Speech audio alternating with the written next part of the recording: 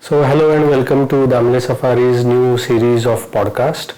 We'll be taking a few steps to know more about the Northern Lights. So Northern Lights, as we know, are basically called as the Aurora Borealis. Now these are seen both in the Arctic and the Antarctic region in the respective winters. When we think about going to Europe, it is mostly that one would travel in summer, right?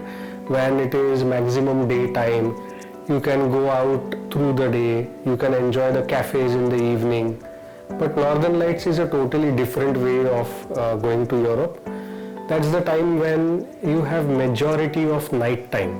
So nearly 22 hours is going to be the night time and just 2 hours of daylight, but that also not like midday sunlight. It would be like early morning, dawn kind of a setting. So that's the time when one can see the Northern Lights. Now what are Northern Lights or Aurora Borealis? They are basically charged particles in the atmosphere. So getting to see them, it's a natural phenomenon. It's exactly what we tell people when they come to discuss about getting to see the migration.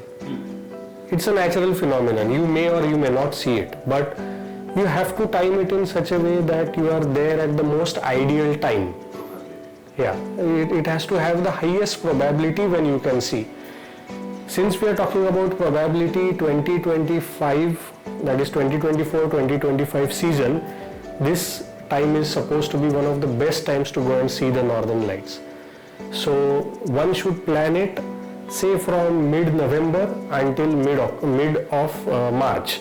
That is from 15th November 2024 to 15th March 2025. Would be the ideal time to go and see the Northern Lights. Now once you are there, whether you get to see, as I mentioned, probability, some of the factors are whether it's going to snow that day, how are the wind conditions, is it cloudy, those things will affect, and they would be, I would say, local factors. But overall, that's the time when you can travel to see the Northern Lights. The best locations to see them are the Scandinavian countries, that is Finland, Sweden, Norway and Iceland as well. Parts of Canada are also having amazing Northern Lights, as well as Russia. So in earlier days, some of the people used to see them from Murmansk in Russia, which was a more cheaper brother to the Scandinavian options. But due to the current situations, people are now again preferring to go and see them between Finland, Sweden and Norway, and of course even Iceland.